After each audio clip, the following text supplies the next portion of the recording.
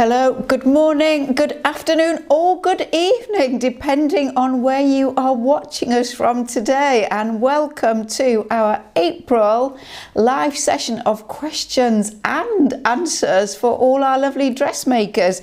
We apologise for this slightly late start there, but you will see that this evening or today we are not in my studio, we are in my kitchen. So you get to see another room in the house. And why is that? Because I have a very messy project going on upstairs in the studio, and I really wasn't able to clear it all away ready for tonight's session. So I have left it in place and we have moved.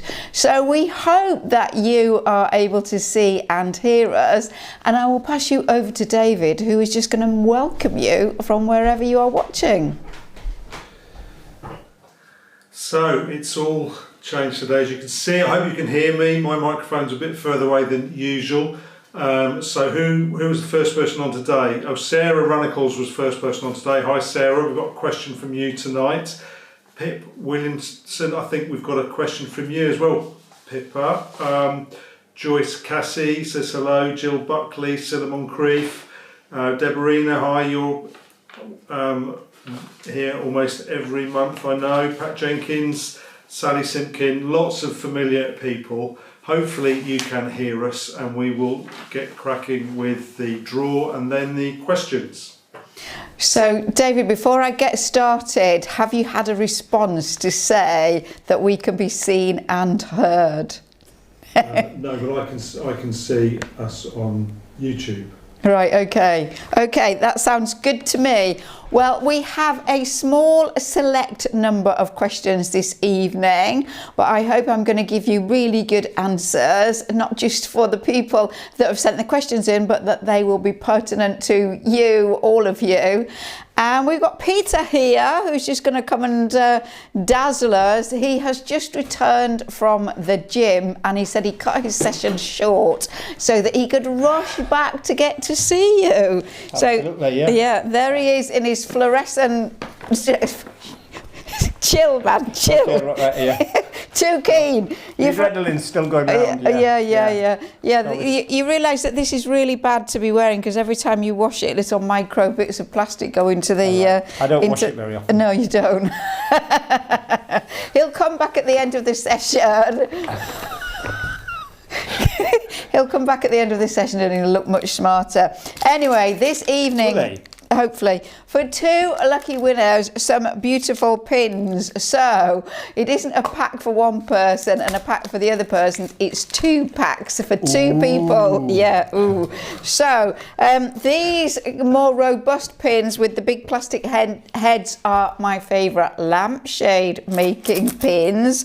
And then we have some beautiful fine long pins, 0.5 of a millimetre with glass heads. So now, Peter, you can delve in and get two tickets out. Yeah, there's just no holding you back, is there, Peter? No. So, two at once. Two at once, well done. A blue one and a green one. Okie dokie, so... I'm going to grab them on camera. Right, do you want to go and get a shower now, Peter? We'll see you shortly. So for those of you who don't know, and I'm sure you all do, but just in case, don't need to do anything, just need to be a paid up member and you are eligible for our draw.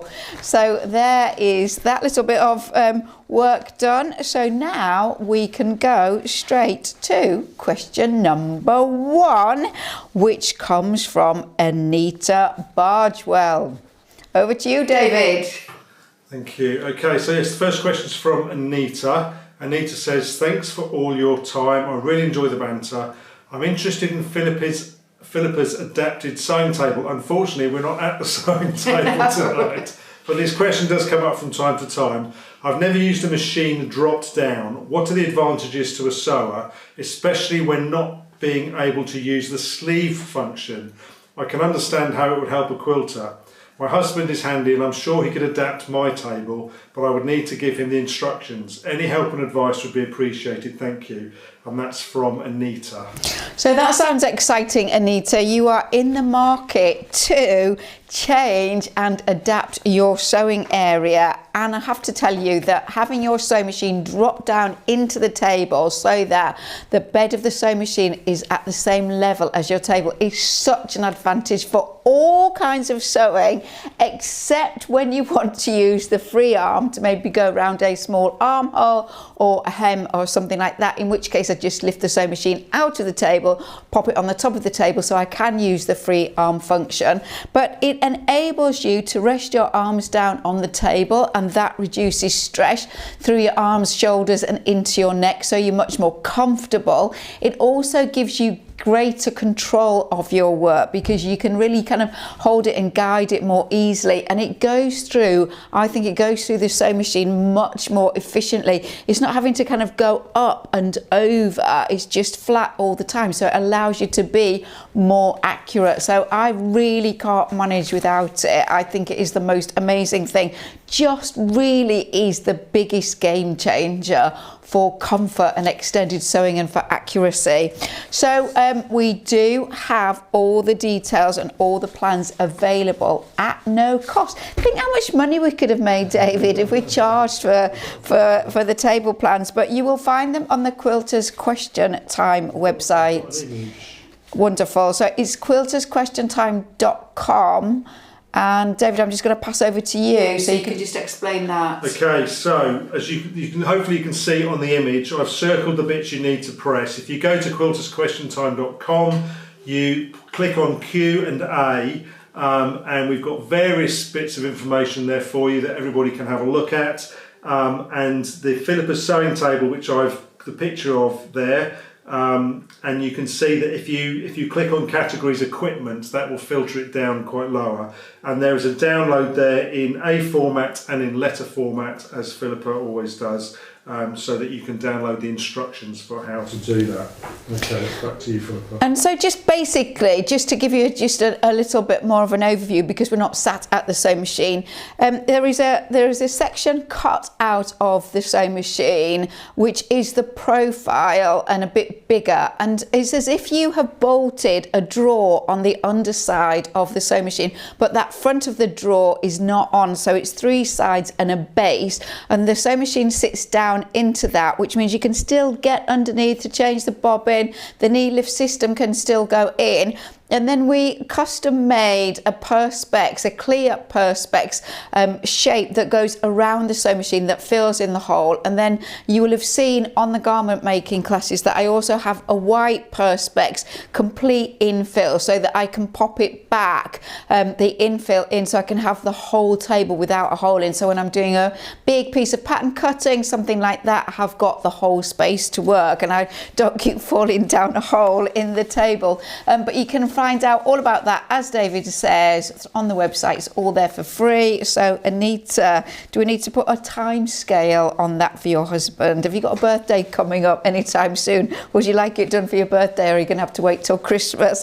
Anyway, do let us know if that's something any of you do, because we'd love to see your setup with your sewing machine. And can I just say before we go, if that is not something that that you are able to do, you don't have the space, the facilities, whatever it happens to be, you can buy, obviously, and you've heard of horn cabinets and various things, and the Sew Easy table, the small Sew Easy table, is a really good portable option, and I do have that Sew Easy table for taking to workshops and classes and things like that. So there are other options out there should you need them. Okie dokie, David. Question number 2. Okay, thank you. So the next question is from Leslie, and Leslie says, Philippa, can you tell me please how to avoid the tunnelling you get when using a twin needle? And that's from Leslie. So, Leslie, a twin needle, which is exactly what it says it is. And so you have the normal kind of stem bit that goes into the sewing machine, but instead of a single needle, the little kind of crossbar, and you will get 2 needles, and you need 2 threads coming through the top. But it only has 1 bobbin thread, okay? There is only 1 bobbin thread. And I have to say, I'm interested to know what you're doing actually, Leslie. You're one of these people, you've been a bit secretive, you're not giving much away, and I don't know what you're actually sewing. But the main purpose of that particular needle is really to give you almost a pin tuck like effect when you do your 2 rows of stitching. So they're going to stay absolutely equidistant all the way along, aren't they? Because the needles are fixed unless you do something really drastic with the needle and bend it. But because there's only one bobbin thread working with those 2 top threads, it is bound to pull the whole thing together, the fabric together. The finer, the lighter weight the fabric, the more it is going to pull together. The more heavy duty the fabric is, the more it will kind of stay flatter, and you won't get so much tunneling. But it is supposed to be a bit like a pin tuck, really. It's never as successful as an actual pin tuck when you press a crease and you stitch as close to the folded edge as you can get without falling off, and then open the thing out. It isn't a tight kind of raised pin tuck like that, but it gives the impression of. So unless you really have some firm fabric, or you put something like a tearaway stabilizer behind it, something like that, you're not going to eliminate that tunneling. That is kind of a feature of the stitch. So if you just want rows of flat stitching without any tunneling, you might be better just to stitch multiple rows of straight stitch. Now you can, for lots of machines, get, for example, a foot that has an 1/8 of an inch foot rather than a 1/4 inch foot, so that you could have your rows easily an 1/8 of an inch apart. But I mean, you can eyeball other bits of your actual sewing machine foot. So you're not really going to get rid of it, Leslie. So I don't know what you're doing. Perhaps you might give us a bit more info. Maybe we can help you a little bit further with that question. Okay, thank you. The next question is from Sally Simpkin. I've got my microphone on, yes. From Sally Simpkin. And Sally says, my mum died recently when clearing her house, and I found this tablecloth and 8 napkins. Let me see if I can put the... Can I just pause you there, David? Yes. So David made that sound like your mum died when she was clearing her house. So his mum died and you were clearing the house. Sorry, David, Okay, it just amused me slightly. Sorry. So Sally says, my mum died recently, and when clearing her house out, I found this tablecloth and 8 napkins, and I think I can put that up for you. Oh, it's gone sideways. Okay, you'll have to turn your head. So, I mean, it doesn't matter too much. We can see roughly what it looks like. Sorry, that's my bad. She may have embroidered them herself, as she was a needlewoman and dressmaker. I wondered if you had any ideas what I could make with them. Thanks in anticipation. And that's Sally Simpkin.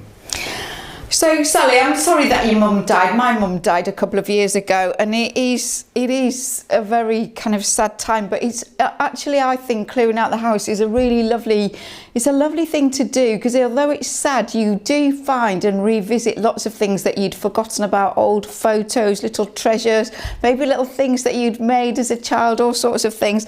I recently cleared out my uncle's house, and he'd lived with my grandma all his life, and I found some little covered coat hangers that I'd made for my grandma when I was about 10. So they were nearly 50 or about 50 years old, and I was really examining all the hand stitching on them, and they really weren't that bad. In fact, they're upstairs. I should have brought one down. Anyway, I actually have a very similar style of tablecloth, which I also bought with napkins. Yours is kind of pinks and monochromatic, but mine has got greens and yellows and other colours in it. They are actually Chinese. They're made in China, and there was quite a big craze for these in the 80s. Now, I bought this particular tablecloth and the napkins, which are not here, on 5th Avenue in New York in about 1984, and it's been sat in, I do use it, but it was been sat in a drawer, but currently it's covering one of my sewing machines. It is the dust cloth on one of my sewing machines at the moment. So I don't think that your mum will have actually made it. I think it will have come from China, which is, as I say, where mine came from. Now, I have lots of ideas for you. I mean, I don't know what your style is or what your house is like at home, but there are quite a lot lot of really fab videos on YouTube, and I would also suggest you look on Instagram, something like that, where people take an old tablecloth. Sometimes it's a more embroidered kind of white embroidery or lacy tablecloth, and they make blouses out of them, and they're really clever ways of cutting them to utilize the fabric. So you could research that online, but you might make some pillows or cushions, perhaps to go on a bed. And looking at it, I thought it would be really lovely if you could sort of pick some of the areas of embroidery for the pillow or cushion front, and you could choose something like a small gingham check and make a ruffled frill around the edge, or you could have a small gingham check and you could put a dark strip of fabric around the outer edge of the ruffle. You could pipe it with some dark pink. I mean, it wants to be something pretty and feminine, doesn't it? Because, you know, it's such a pretty floral, and the pink is really feminine as well. So that was another idea that you could do with it. I thought that you could make gathered sort of drawstring top shoe bags or something like that. So if you've got a couple of pairs of really precious shoes that you want to keep looking really nice, you know, stuffing tissue in them, you could make the little drawstring bags. If you get really expensive shoes, each shoe has a little drawstring bag instead of both shoes going in the same bag. You could make little bags for special underwear, or, you know, if you had a particularly beautiful cashmere sweater that you wanted to protect from the moths, or just keep it, you know, really nicely in a drawer, you could make little bags for that. So I had lots of ideas of how you could use them. So I think, you know, again, I don't know what your taste is, what kind of lifestyle you lead, but there might be something there that inspires you, and we would really like to hear it. And of course, you could just use them as a tablecloth and napkins. They'd be really lovely, wouldn't they, in the summertime, having a lovely little meal, an afternoon tea or something outside in the garden on a table. They would be so pretty for that kind of thing, with some lovely glassware and some little flowers. So I think you might really use them for lots of different things, and as I say, we'd really love to hear. Are you all right, David? He's coughing away there. David's much further away from me here. The table that we eat at is quite narrow, and David decided that it was going to be too close with all his stuff on the table, and he needed another table, but now he's way over there. Now I almost feel like there's an echo in the room because you're so much further away than you are normally. There probably is an echo. I switch between microphones so we don't get too much of an echo. I am coughing and spluttering a bit, so apologies if you can hear me coughing away in the background. The next question is from Sarah Runicles. Hi Sarah, I know you're on the call. Sarah says, could you give me any ideas as to how to fix the belt loops? And I think we've got an image for this. An image of a belt loop, in case anybody doesn't know what a belt loop looks like. Can you give me any ideas as to how to fix the belt loops on trousers, not made by Sarah, when they pull away from, that's her words, not mine, when they pull away from the main body of the trousers? Do I need to remove the loop somehow and darn the trouser fabric? If so, how do I ensure it won't happen again? Thanks for all your help and hope you're enjoying grit sandwiches, Philippa says Sarah. Why would you be enjoying grit sandwiches, Philippa? Do you know, I read Sarah's question and I didn't read that bit. How did I miss that bit? So, I keep going on about it, so I apologise. If you're interested at all in our renovation project, it is on my Instagram at Naylor Philippa. But we've been doing masses of repointing. The repointing, it's getting there, but there's actually still quite a lot to do. I've done all the grinding out of the old pointing, except today Josh, one of our builders, was having to do it because I was busy with something else, and I went down and it was absolutely covered in grit. But talking about grit sandwiches, I give out the builders a little snack every day. So it might be crumpets, I don't know if you have those in the States, it might be a little sandwich, it might be a piece of cake or something like that. Anyway, today I gave them pita bread and hummus with carrot sticks and cucumber sticks and things, and I don't think they were very impressed. It was far too healthy. Anyway, thank you for that, Sarah. So it is always an issue, this, and it always happens with kind of favourite trousers, doesn't it, because they get worn so often. So have we still got the photo there, David? Would you mind just popping it back up for a moment, please? There we go. Okay, so what happens is that the belt is putting a lot of tension on the area at the bottom of the belt loop where the belt loop is stitched to the fabric, and generally it is a single thickness of fabric. So it doesn't happen at the top because you've got a double kind of folded belt loop, and sometimes you've got seam allowance in there as well, so there's much more structure for the stitch to get hold of at the top of the belt loop. But at the bottom of the belt loop goes beyond the waistband, and then it's stitched onto the trouser. And so yeah, with all of that kind of pulling of belts, fastening, unfastening belts, and just the kind of heavy dutiness of a belt, it can pull away and make a hole in the trousers. The lighter weight the trousers are, the more that is likely to happen. Now it does tend to happen, I think, more often at the back of the trousers on the yoke than on the front, because where the belt loop is stitched down at the front, there is also usually a pocket lining there as well, so there is a little bit more substance to the actual fabric that the belt loop is getting stitched down on. So a little bit tricky when you are actually buying the trousers, because you don't really have any control over that. And the belt loops are often stitched down at the bottom with a bar tack, aren't they? So like a really tight satin stitch like that, which is quite difficult to unpick. And sometimes when you have unpicked it, your domestic sewing machine won't actually recreate that stitch because you've just simply got too much thickness of fabric to go through. But in an ideal world, if it was the back yoke of a pair of trousers, it would be a double thickness of fabric, which would just give more strength. So if Sarah was making the trousers, instead of doing a single yoke, she could do a double yoke. Now, let's say that was denim. She wouldn't have to do two thicknesses of denim. She could have just a fairly strong cotton poplin as the second layer on the inside of the trouser. You can just treat it as one. Don't need to bag it out or anything like that. And that would give a bit of strength. And sometimes you do see on purchased trousers a little circle or a little piece of fabric that has been put behind the belt loop to just add that little bit of extra strength there. You also see it sometimes on the back of buttons on bought garments.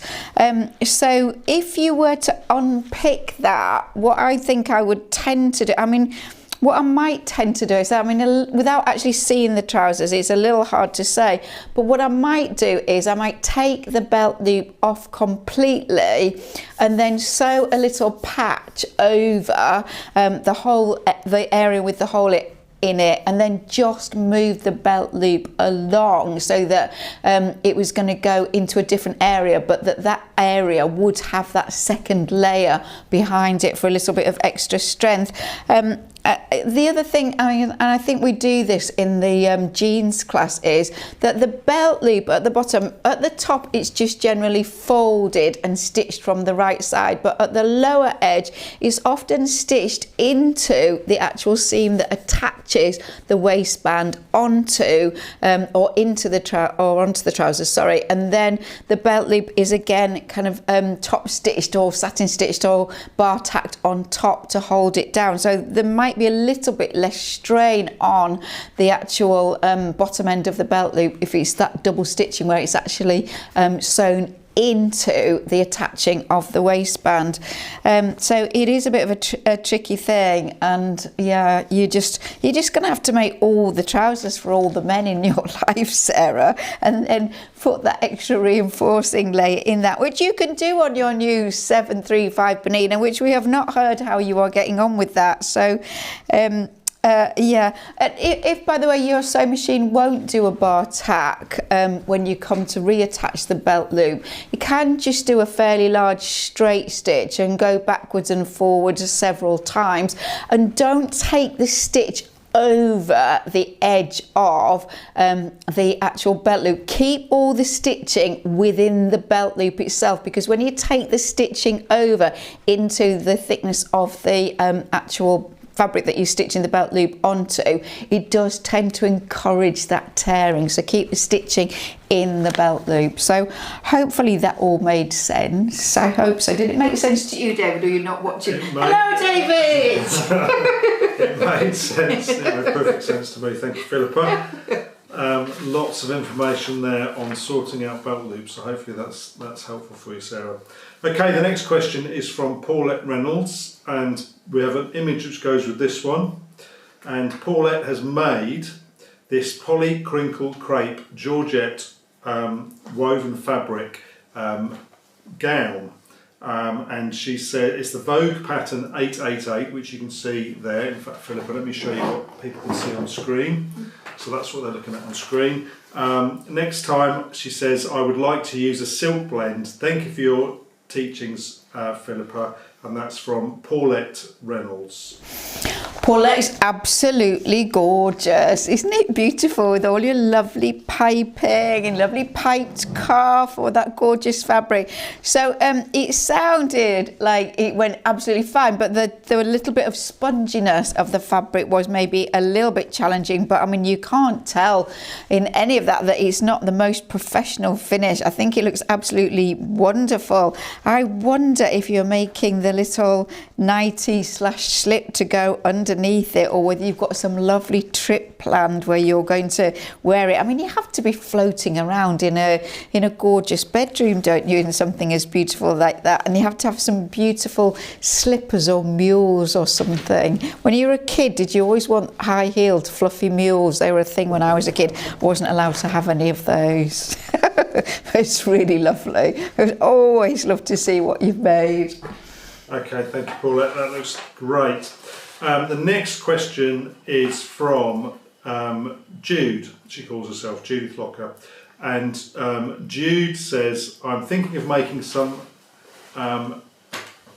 summer clothes, I think she means. I've been looking at floral fabrics, which I will have to order online, but I think I may have to line the top half for structure. So let's put the image up for this one, which I am missing because this will explain. I think I've chopped off a bit of a question there. So let's put the image up. So that's what Jude is making. She says she's got the Sister Mag pattern, and those are the images from the Sister Mag pattern. And she's wondering if Philippa has any guidance on fabric types to make these. Thank you. Okay, so it's a really nice pattern, that actually. I really like it. Those are my kind of trousers. I love the way that the lady's just lolling against a tree there with her hands in her pockets, because that's what we all do, isn't it? We just prop ourselves against a tree in a beautiful piece of woodland. Anyway, they are the Sister Mag Aspen Palazzo pants, and it says they are for warm summer evenings, but I think you can wear them anytime that you like, okay? And we don't know where you live, Jude, so whether you live in the States or whether you live in the UK, whether you're in the southern part of the States, whether you're in the north, how hot it gets, so on. You might be in Australia, we don't know. So I do think that the fabric that you choose might be a little bit guided sort of by the climate where you live. The pattern actually says all medium weight fabrics, which is incredibly wide ranging, isn't it? I mean, it is, yeah, it's a bit of a guide, but it's not too much of a guide. So I mean, you could go with a very lightweight denim fabric. You could go with a linen fabric if you don't mind the creased look that linen fabric gives. You could have any kind of woven cotton. You could have a cotton drill. You could even use something like a quilting cotton fabric with a print on, something like that. And people always think that quilting fabrics are exclusively for quilt making, and I have made loads of clothes out of the printed cottons that you would use for quilt making. I certainly would pre-wash the fabric just gently. That's about shrinkage as much as anything, particularly with trousers. You don't want to be making trousers and then getting them to the correct length and then washing them because you haven't pre-washed the fabric, washing them for the first time and find that the length has shrunk. So sometimes it is a good idea just to give it a gentle wash twice. You don't even really need to put any detergent in. The action of the water and everything will cover that shrinkage, but I would certainly do that first. So I think you have a really, really wide range. I mean, I would look at trousers that you've got, that you already own, that you've bought, that you really find comfortable and that you enjoy wearing, and try to look for something similar. I think the only time you would really need to line it would be if you had a very lightweight fabric and something that was quite see-through. We do chat about lining trousers in the trouser class. I make a pair of wool check trousers, but I do line them, and that will really give you some pointers, because you can treat the lining in two ways. It can kind of be a separate lining that is only stitched in at the waistband, or it can be attached in the side seams. You kind of treat it as one. My tendency with a summer pair of trousers would be to get a fabric that is substantial enough, but that you don't need to line, because I don't think that you particularly want that lining in summer trousers. And just the very fact that the style is so loose, you've got those lovely wide legs, that lovely flared look to it, they've got freedom of movement, and that, you know, the air is going to kind of circulate in those, and, you know, they're not like a pair of tight capri pants or kind of pencil leg trousers, that kind of thing. So I think you have a lot of options, and I wouldn't kind of worry too much about it. What I also think is particularly nice about this, and is very flattering, is you've got the waistband with the belt loops. We've already chatted about belt loops, but the fastening is to the side, so you've got no zipper on the centre front. So for some lighter weight summer trousers, that just gives you a smoother silhouette. It's very flattering, you know, a little bit kind of, I don't know about cooler, but it just seems right, really. So it's a really nice pattern. I might have to look into it myself. Thank you, Philippa. Some ideas there for people. There's a couple of comments about the tablecloth. Sarah said spilt milk on Instagram, not Philippa's tablecloth. They're making stuff out of the tablecloth. Oh, right, okay. Spilt milk on Instagram make lovely blouses with old tablecloths, and Marion on Marion's World recently made a stunning blouse from a tablecloth. So a couple of ideas to follow up there. Okay, the next question is from Isla Roberts. Isla Roberts, it says here. And Isla says, well, Isla's actually got two questions, so we'll do the first one first. And there is an image which goes with this, which isn't teed up as usual. Let's get Isla's image up. So there's the image. Okay, and Isla says, this is Simplicity 8186 dress pattern, view 3. Now, Isla doesn't know why the bodice in the pic, which is the one on the left-hand side, has a chunk removed from the left bottom of the bodice. She says that she had to move the dart about an inch down, and it just felt confusing to do so with the bit removed. The square neck pattern does not have this bit removed from the bodice, and I would love to understand why. So we can see the actual pattern on the right hand. We can see the pattern on the right hand side there, and we can see the picture of the bodice. So Philippa, can you let us know why that bit might be removed? Okay, so David, could you just go back to the image, and could everyone just look at the actual pattern front illustration? I do love the pattern. I think it's really fab.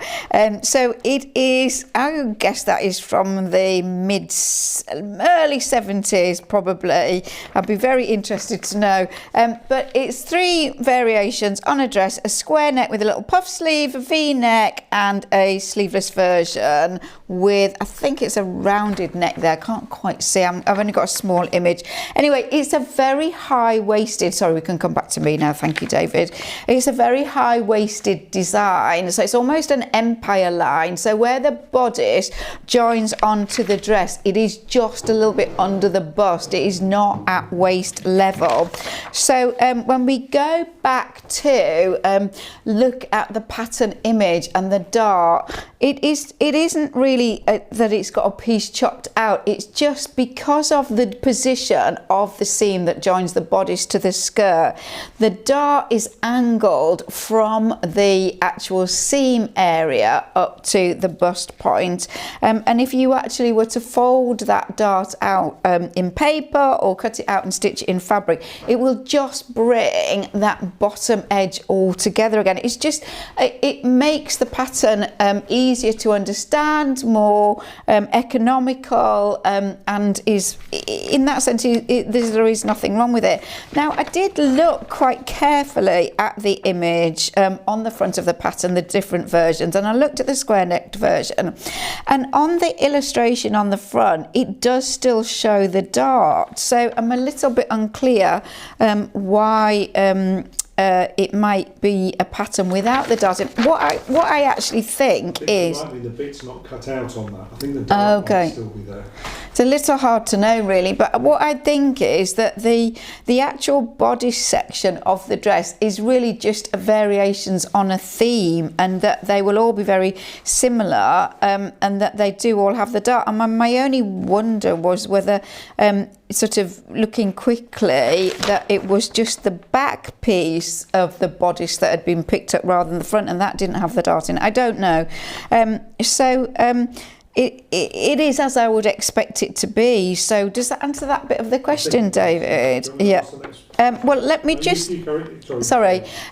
What I'm going to say to you is, when you sign up and you get the shift dress class, you also get that bust adjustment class, which is, I'm sure, what you probably were looking at when you moved the actual bust dart. But I do go on to explain their manipulation of darts, and that what you're trying to do is you're trying to make a flat piece of fabric conform to a shaped body, aren't you? And the way you do that is by darts or gathers or pleating or some other method that will reduce some part of the flat piece of fabric and allow a shape to be created. Now, a bust dart, just talking about bust darts, not gathers or anything else, but that can be manipulated anyway. So there's no magic rule that says that the dart has to come from the side seam. You know, it can come from the waist seam, it can come from the underarm, it can come from the shoulder, it can come from the neck, it can come from any places. And if you have another look at the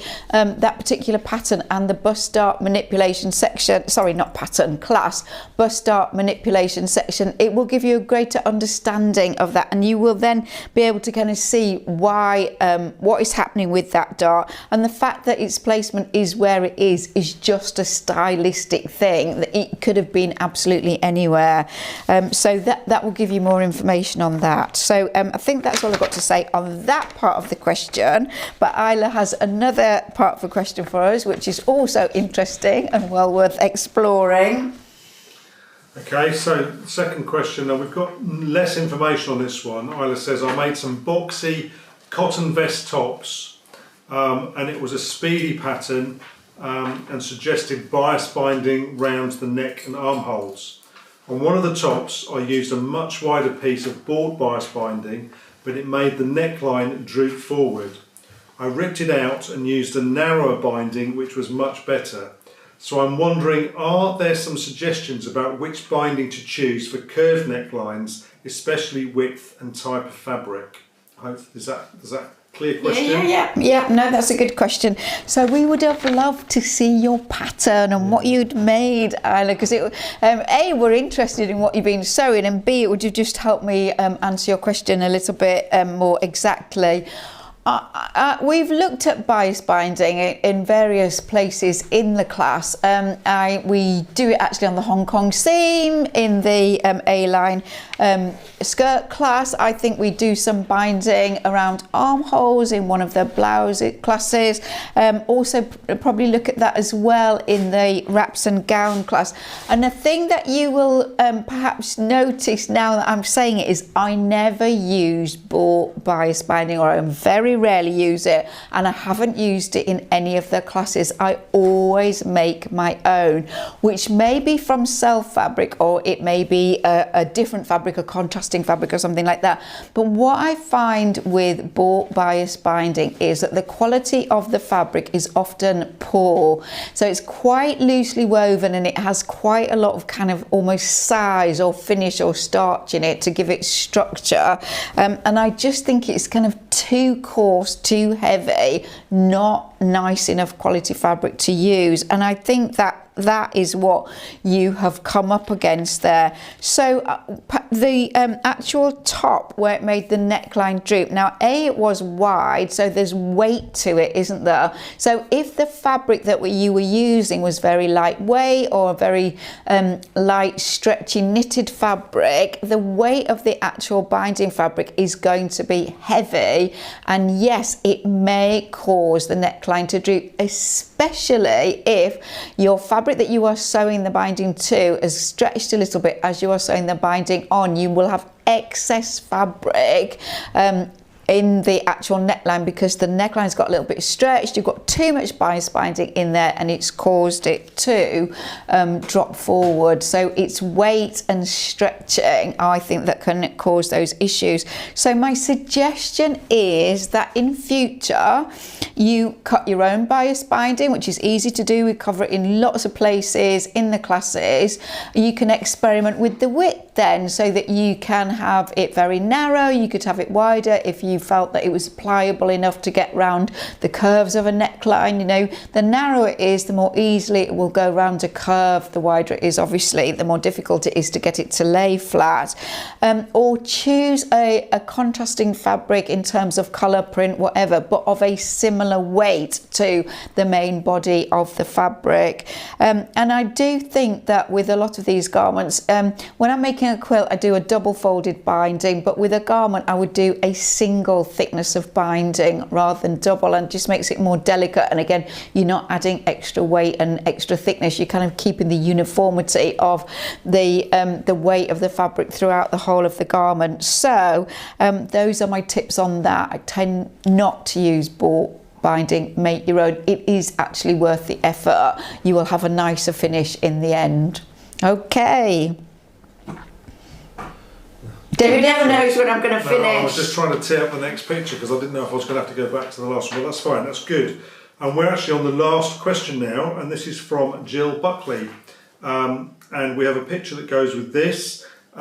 Jill says, first, a great big thank you for the tutorials and the fact that we can revisit them again and again and again.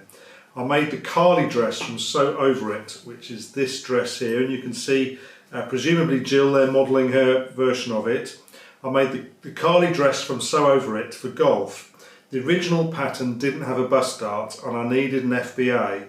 I added a dart and graded down the hips. Now there are these ripples at the sides. See the attached photos. Where have I gone wrong? And that's from Jill Buckley. Well, the first thing I would say to you, Jill, you've made a lovely job of it. So you've done this in a knitted fabric, which is never easy to work with, especially when you've got one of those little short plackets and a collar at the front. I think there's always a tricky little area where you're cutting down into the centre front to sew the placket, but it's one piece of fabric, and then you've got to get your seam allowance for your placket from both sides of that and kind of pull it together. So I think it looks really beautiful from that point of view. I also think the sleeves are really well done, and I like that deep cuff that you've got on there. But yes, you have got a little bit of pulling. Now, if we could just go back to the image, David. So if you look at the pattern itself, so not Jill in her dress, so there are actually two people wearing either, one of them is wearing a top and the other lady is wearing a dress. And look at that pattern, they are both sort of stretched onto those ladies. Now I can't actually see from where I am, but the lady that, I think from memory, the lady that's wearing the top, so the dark top, she's got kind of stretching around the armhole, and then the other lady has got some stretching across the front, and it not quite so much, but in similar places to that which Jill has got. So that tells me that that pattern is quite tight tight. You know, they're squeezed into it. Okay, so what I think is, sorry, we can come back to me now. Thank you, David. I mean, I do think one of the reasons that a lot of people like to sew with knits is that they are very forgiving in terms of they will really stretch, and you can wear the garment with comfort even if it is a little bit on the snug side, because the nature of the fabric allows it to stretch. Now, what I would say to you is, Jill, that I actually think you've actually taken a little bit too much out of the skirt area. Okay, I think you could maybe have a little bit more in the bust, because it is very snug over the bust, yeah? But what it's kind of doing, it's pulling and sort of stretching over your hip area. If you imagine that you took a pair of scissors and you slashed up 2 places on the front, kind of in the middle of your leg, as it were. So you might have a quarter each side and half in the middle, and you slashed up towards the bust. What would happen with that dress is that it would open out, wouldn't it? And where you had cut up, it wouldn't stay where it is, where you're seeing it there. You would get some little kind of triangular pieces opening up, and those wrinkles would kind of disappear. So I wonder if you need a little bit more in the bust, and it might be nicer if it was just a very slight A-line shape. I mean, I can't see the dress lying kind of flat on a table, but I wonder if it tapers in a little bit towards the hem, and I think that it needs a little bit more fabric, and maybe a little bit of an A-line, or certainly straighter, would help, and also will give you more movement as you are striding around the golf course. Now, I know nothing about golf and kind of scores on golfs and everything like that, so I can't make any witty comment about you scoring really well. As long as you don't get into a bunker, that's about as much as I know, really. I know nothing about golf. So that's what I think has happened. But I think that this is perfectly wearable. I mean, I would wear it. I would go out golfing in it, and I would see what you think of it. I mean, worst case scenario, you can always make this one into a top and chop off, you know, a good section on the bottom, make those adjustments, and then do another one, and it wouldn't be wasted. But it might be that it's absolutely fine. I mean, another thing you might be able to do, I mean, and again, it just depends how you feel in it and how much movement you've got and so on, but you could maybe slash up the back and put a little vent into the back or something like that, or you could even try just opening up the side seam a little bit, so that you had a little opening on either side of the hem, and that might just give you that little bit more movement. Or, you know, you could stitch a false pleat in the back. So there are other things you can do if you want to try and experiment and get creative with it. But, you know, apart from that, it's a really beautiful job, and, you know, we never get these things right absolutely first time. So yeah, just have another go with it. And you know, David, I just got, because there was talk of the tablecloth. This tablecloth I bought at the Houston quilt show maybe back in about 2020, and it's from the 1940s, and it's never been used. You know, people would buy things, I mean, people still do, and they would tuck them away for best in a drawer, and it literally was brand new when I brought it home, and it was $24, which is absolutely ridiculously cheap. But when I got it home and I got this water jug out, this little jug out, this is Emma Bridgewater, it's made for it, isn't it? It's absolutely same colours, almost the same design. I mean, you would never know, would you? So yeah. Anyway, enough of tablecloths. Have we got 2 winners? We have. Okay, Peter. Peter, you're looking very smart. Yes. Not as smart as you, dear, though. No, well, yes, no. Yeah. So it's a hard act to follow, really, isn't it, Peter? Yes, but yes. What, you mean you spend less money on clothes than me? Well, yeah, all manner of charity shops. Anyway, but smart has 2 meanings, doesn't it, really? Yeah, yes. Yeah. I'm smart in both senses. Right, the 2 lucky winners are Juliet Nicholson and Carol Gilbert, I think, or Gilbeck. Gilbert, I think, yes. Gilbert. Okay, so thank you very much, Peter. You're welcome. You can stay. You can stay. No. So, Juliet and Carol, well done. Some very good pins coming your way. And I don't want to kind of brag about this, but pins are really expensive. Good pins cost lots of money.